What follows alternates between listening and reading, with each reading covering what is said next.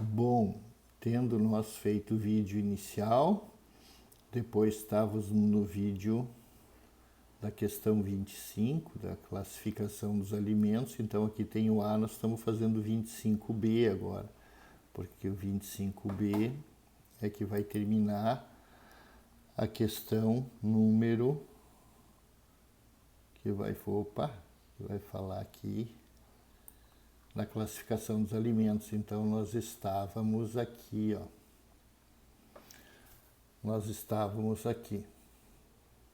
Estávamos falando bem aqui assim, ó, quando cortou o vídeo, que tem uma classificação dos alimentos, que é do NRC e o AFCO, né?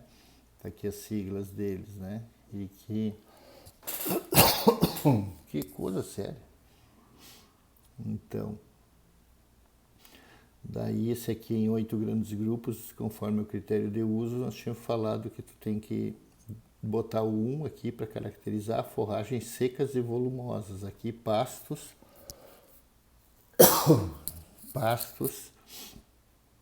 e forragens verdes. Depois, todos os tipos de ensilados. O 4, alimentos energéticos ou basais. A energia, tipo milho, sorgo, aveia, tá?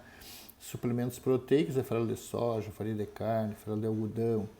Suplementos minerais, calcário calcítico, sal comum, fosfato bicálcico. E tem os suplementos vitamínicos, específicos para cada vitamina, e aditivos, que não são nutrientes, que tu adiciona para buscar alguma coisa lá que tu queira. Mas não é nutriente. Observação, que a numeração de 1 a 8 faz parte da classificação, pois é um código que tem que estar ao lado do grupo do alimento. Exemplo, o 3 será sempre grupo ensilados, o 8 será sempre grupo aditivos não nutrientes. E essa classificação internacional, mas não se usa muito mais essa, se usa essa segunda. Lembram que aqui em cima nós temos que tem duas, né? Duas classificações, né? Entende? E agora aqui embaixo nós mostramos a segunda e a que mais nós usamos, que começou em 70. Essa aqui, olha aqui quando é que é. Ó. E depois se substituiu em 70 por essa aqui, a do Morrison. Este nutricionista, que tem uns livros bastante volumosos lá na Biblioteca Central, fez adaptações na classificação do NRC e o AFCO. Adaptou aquela lá em 63, a deles, levando em conta as características bromato, marcadamente o nível de proteína e fibra, ó, lá da arvorezinha, ó, proteína bruta e fibra bruta, ó, do ENDI, expressos na matéria seca dos volumosos. E agora eu vou expressar uma opinião aqui. No meu entender, ele, o tio Morrison, não fez adaptação, e sim uma classificação nova, mas enfim, é o que diz a literatura e é que ele fez adaptação. No entanto, pouco importa se é uma adaptação ou uma norma nova, né? O que importa é a que a gente usa hoje. A seguir temos a classificação segundo Morrison, que é essa aqui.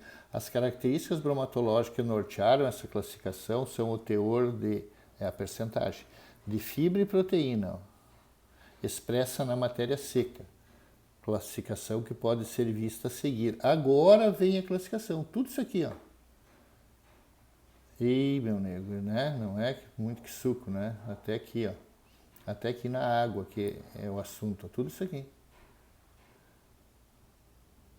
E isso aqui para os colegas de vocês, eu fazia eles fazerem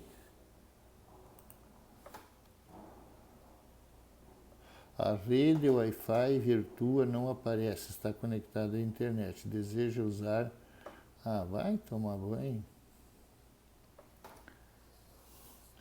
Por que não está gravando isso? Vamos ver, vamos continuar então. Tá, então eu coloco aqui e vai continuar gravando, para não perder o que fizemos até aqui. Então, alimentos volumosos, alimentos que têm mais de 20% de fibra bruta. É a primeira lá, ó. Tu olha primeiro o que é o A, depois o que é o B, depois o que é o C, depois o que é o D, Depois o que é o E? É a primeira coisa que tem que estar na cabeça, tu memorizar isso. Depois o A vai abrir em 2. O A abre em 2. O B abre em 2. Eu estou organizando a tua cabeça para dar uma decoradinha. E o C abre em 2 e o D abre em 2. Só o que não abre em 2 é a água, né? Aí tu vai ler isso que está aqui embaixo. Tu vai ler isso que está aqui. E eu estou colocando aqui volumosos úmidos, por exemplo. Volumosos úmidos. Eu dividi 3 grupos aqui, não fui eu, né? É a classificação deles, né? Um volumoso, para ser um volumoso, a primeira coisa é 20% de fibra bruta. Quem define o que é volumoso, então a regra para o grupo A é 20%, mais, né? Mais dele é volumoso. E aqui, o que o animal pasta no campo é pastagem nativa, pastagem cultivada ou exótica de verão e de inverno. Tem um monte de pastagens. Silagens, dá para fazer silagem de um monte de alimentos. Aqui eu botei os mais comuns, silagens, que é uma forma de conservação, né? Tem uma DCG no curso para te aprender mais sobre silagem, sobre feno. E capineira é aquilo que tu corta. Tu vai cortar para dar para o boi. Se tu cortou para dar para o boi, então tu pode pegar azevém e usar como pastagem, pode fazer silagem de azevém e tu pode cortar e dar para o bicho comer no coxo. Então o mesmo alimento tu pode fazer ele de várias formas. E o volumoso seco tem as palhas, que são muito pobres. Palha é final do ciclo da cultura, depois que produziu o grão, né? E os fenos vocês já viram lá atrás que o feno é uma coisa que tu corta num período vegetativo para manter a qualidade, tu não deixa virar palha. Tu antes de virar palha, antes da cultura amadurecer, tu cortou, desidratou e guardou. Desidratou, né? Tirou a água dele e guardou. Esse aqui tem uma qualidade nutricional superior, né? Porque ele não virou palha, né? Ele não lignificou, ele não ficou madurão e com baixa proteína. Tu cortou antes.